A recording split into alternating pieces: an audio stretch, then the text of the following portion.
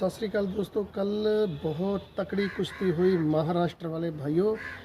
आप मराठा भाइयों को मेरी तरफ से बहुत बहुत मुबारकें। कल फिर महाराष्ट्र के पक्ष में कुछ कुश्तियां गई हैं और उसमें एक बहुत ही बड़ी कुश्ती थी, वो थी महेंद्र गायकवाड़ और राजू रयवाल। राजू रयवाल वाला बहुत ही शानदार न्यू जनरेशन, नई पीढ़ी का नया शानदार मल्ल इस बार पंजाब के दंगलों में उसने हाहाकार मचा रखी है। अपने जोड़ की क्या, अपने से 21 पहलवानों को, अपने से 20 पहलवानों को चित किया इस मल्ल ने और बहुत ही शानदार मल्ल है। लेकिन क्या करा जाए, जब जोड़ ही सही ना बैठाया जाए। अगर हाथी के साथ बकरी का भेड़ बंद करा दो तो आपको दिमाग से सोचना चाहिए कि दिमाग क्या कहता है कि हाथी की जीत होनी है या बकरी की। सो दोस्तों, यही हाल यहाँ हो गया। महेंद्र गायकवाड़ एक बहुत बड़ा नाम है, बहुत बड़ा मल्ल है, बहुत बड़ा बहुत ही ऊंचा लंबा कद काठी का 1.5 क्विंटल वजन वाला मल्ल। और उनके साथ राजू रयवाल का जो कमेटी ने मैच कराया, जो कुश्ती कराई, ये जोड़ी बिल्कुल ही किसी भी एंगल से फिट नहीं थी। कोई भी नहीं कह सकता कि हाँ ये जोड़ है। और यहाँ तक देखें कि ये मैं बहुत ही दरिया दिली उसका बहुत ही बड़ा दिल वाला इंसान समझता हूँ राजू रयवाल का, क्योंकि अपने से 19 से 20 वाले को अपने से 20 वाले से नहीं 21 वाले से लड़ गया।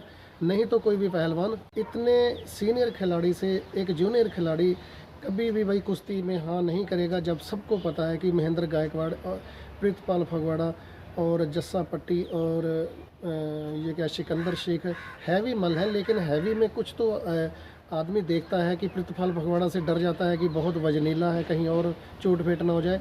हाँ, सिकंदर शेख का जो कद काट के हिसाब से वजन भी कम है, इनसे ज़्यादातर मल्ल भिड़ जाते हैं।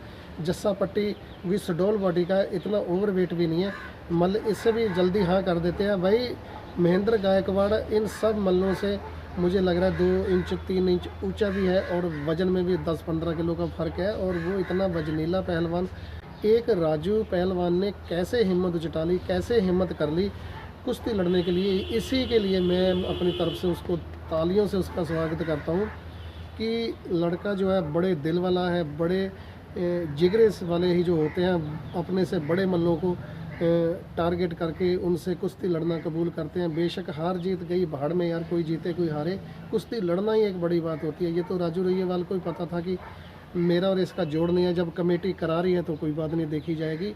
आम मल्ल मना कर देते हैं, जल्दी कोई राजी नहीं होता महेंद्र गायकवाड़ से, कमज़ोर मल्ल जो है 20 श्रेणी के। लेकिन राजू रयवाल कुश्ती लड़ गया, भिड़ गया और लड़ के आ गया। भाई जब कुश्ती स्टार्ट होती है तो महेंद्र गायकवाड़ अपना जोर अजमाइशी करता है। भाई पहली बात तो 1 फीट का अंतर, अब वो उसके बगल में बाजुओं में यहाँ ही आ जाता है उसका सिर, तो उसको बहुत दिक्कत आ रही थी राजू रयवाल को कि वो उसकी गर्दन कैसे पकड़े, उसका लंगोट कहाँ से पकड़े।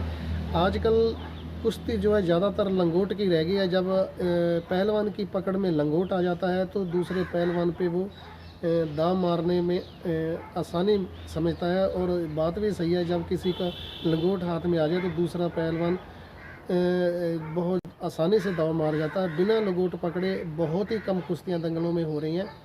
और जो भी कुश्ती पॉइंट पे जाती है, जब वो रेफरी को बोल देते हैं कि लंगोट नहीं पकड़ना, तो उसमें पहलवानों को दिक्कत होती है। पहलवानों की एक आदत बनी हुई है कि हाथ जोड़ी होते ही, हाथ मिलते ही, मतलब कोशिश उनकी ये रहती है कि जैसे तैसे लंगोट हाथ में आ जाए।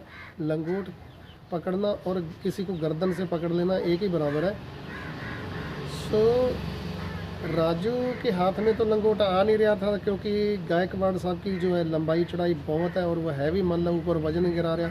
और गायकवाड़ भी बहुत कोशिश करे कि इसका लंगोट कैसे पकड़ूं, वो बहुत ज़्यादा नीचे में जा रहा था। एक बार उसने राजू को लिया चौथे 5वें मिनट में नीचे, लेकिन वो बाउंड्री लाइन के पास थे जहाँ पर दर्शकों की भीड़ होती है, अखाड़े के बिल्कुल बाहर। वहाँ पर रेफरी ने कुश्ती छुड़वाई ज़रूर, लेकिन महेंद्र गायकवाड़ ने थोड़ा विरोध किया और उनको ये लगा कि यहाँ पर आपने कुश्ती गलत छुड़ा रहे हैं, मैं अखाड़े में इसको घसीट के रख रहा हूँ। जबकि महेंद्र गायकवाड़ ने राजू रयवाल को खींच के अंदर भी कर लिया था, लेकिन रेफरी बोले कि बीच में सेंटर में जाओ। तो यहाँ पर थोड़े अपसेट और थोड़े हताश और थोड़े दुखी दिखे महेंद्र गायकवाड़, नहीं तो काम पहले ही सिमट जाना था। हाँ, पर बीच अखाड़े के जाने के बाद राजू रयवाल ने हिम्मत नहीं छोड़ी, डटती रही। मैं हैरान हूँ इस बात से कि एक इतना बड़ा मल्ल और एक उसके हिसाब से काफ़ी छोटा मल्ल, और उससे वो भिड़ गया और वो कुश्ती 18वें मिनट में जाए, 20 मिनट की कुश्ती। तो यार ये भी कोई जीत से कम नहीं है। जब कुश्ती इतनी भयंकर हुई, अपना बहुत ही ज़्यादा महेंद्र गायकवाड़ ने कोशिशें की, लेकिन राजू रैयावाल फेल करता गया। और इस पूरे मैच में राजू रायवाल था, जो राजू रायवाल एक तरह से डिफेंस की तरफ उनका ध्यान ज़्यादा था। पहला ध्यान उनका ये था कि लंगोट नहीं पकड़वाना है, सबसे बड़ी बात। दूसरा उनका ये डिफेंस था कि लेग ही नहीं मरवाना, नीचे नहीं आना है, क्योंकि महेंद्र गायकवाड़ अगर एक बार ऊपर आ गया तो तौबा तौबा करा देगा भाई। ये तो बात सच्ची है। जब इतना तगड़ा बुलडोज़र सड़क पे जब बुलडोज़र चला जाता है तो छोटी मोटी गिट्टियाँ कंकर पत्थर जो है वो टूटते नहीं हैं, चूरा हो जाते हैं, उनका कुछ नहीं रहता। तो इसी तरह से अगर राजू रैयावाल उसके नीचे आ जाए और वो गर्दन पे गोडा रख दे है, अपना 1.5 क्विंटल वज़न डाल दे, तो उनका जो रीढ़ का क्या हाल होगा, गर्दन का क्या हाल होगा, जो बाल तो वो तो पहले ही झड़ जाने हैं।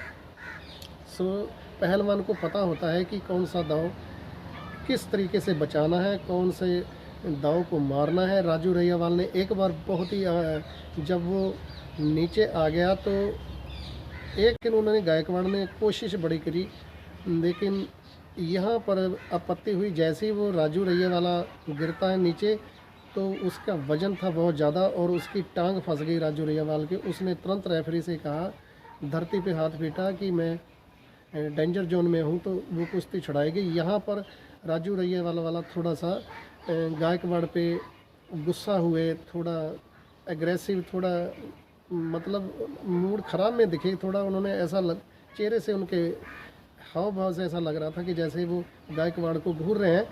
तो क्योंकि उनकी नीचे टांग फंस गई थी, वो टांग टूट सकती थी उनकी। तो पर अगला जो मल्ल है दाव मारता है तो वो नीचे की टांग या हाथ या पैर ये नहीं देखता, वो उस समय ही ऐसा होता है, उसको पटचित करने की जल्दी होती है। सो राजू रैयावाल वाला फिर नीचे आते हैं। ये 18वें मिनट की कहानी है।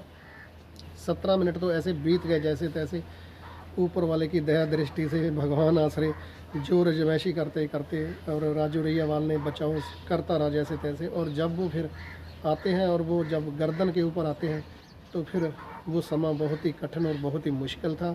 और जब उन्होंने जांघे से पकड़ के पलट दिया तो उनके कंधे लग गए और जो महेंद्र गायकवाड़ थे वो कुश्ती जीतने में कामयाब हो गए और उन्होंने हाथ खड़े कर दिए कि मैं कुश्ती जीत गया। यहाँ पर एकदम तेज़ी से फिर राजू रैयावाल ने कुश्ती को माना ही नहीं कि हाँ ये कुश्ती हो गई या मैं कुश्ती हार गया।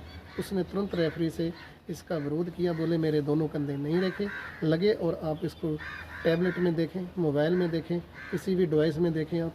तो वो इस समय 4-6 मिनट फिर लग गए, ख़राब हुए। और जब अंपायर्स लोगों ने, कमेटी ने, सूझवान लोगों ने, पहलवानों ने जो कुश्ती के नियमों को जानते हैं, मापते हैं, तो उन्होंने जब देखा तो वो कंधे लग चुके थे।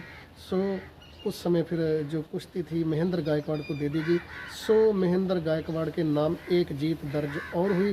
सो बड़ी कुश्ती थी लेकिन जोड़ बड़ा नहीं था, जोड़ बराबर का भी नहीं था, बहुत ही कमज़ोर जोड़ से कुश्ती हुई। लेकिन जैसे भी तैसे जो भी हुआ कुश्ती हुई और सही हुई कुश्ती, दर्शकों को मज़ा आया। एक बहुत तकड़ी मल्ल और एक कमज़ोर मल्ल, उससे लड़ते हुए लोगों को सब पता होता है कि ये चल क्या रहा है। और कुश्ती जब 15-20 मिनट 18 मिनट चल जाए तो ये भी मनोरंजन काफ़ी हो जाता है। सो दोस्तों, महेंद्र गायकवाड़ को हमारी तरफ से बहुत बहुत शुभकामनाएं और राजू रैयावाल को बहुत ही ज़्यादा शाबाशी, क्योंकि उसने हिम्मत जुटाई। अगर आज वो बड़े मल्लों से लड़ने की हिम्मत जुटा रहा है, महेंद्र गायकवाड़ से लड़ गया तो कल को वो सिकंदर से भी लड़ जाएगा, प्रीतपाल से भी लड़ जाएगा, किसी से भी लड़ जाएगा। हौसले बुलंद होने चाहिए, रिजल्ट चाहे कोई भी रहे, सब मालिक के हाथ में। सो जिसके हौसले बुलंद होते हैं एक दिन वो उसको जीत भी ज़रूर नसीब होती है। सो दोस्तों, महाराष्ट्र वालों, आपने सारी वीडियोस को बहुत प्यार दिया और लाइक कमेंट सारे बहुत अच्छे आपके आते हैं और आपने शेयर भी किया। प्लीज़ एक रिक्वेस्ट है कि महेंद्र गायकवाड़ की जीत पे एक प्यारा सा कमेंट फिर से कीजिए और वीडियो को कीजिए शेयर। और आपका बहुत बहुत धन्यवाद, शुक्रिया वीडियो देखने के लिए। और चैनल जिन भाइयों ने नहीं अभी तक सब्सक्राइब किया वो चैनल सब्सक्राइब कर लो। आपका बहुत मेहरबानी, धन्यवाद, शुक्रिया।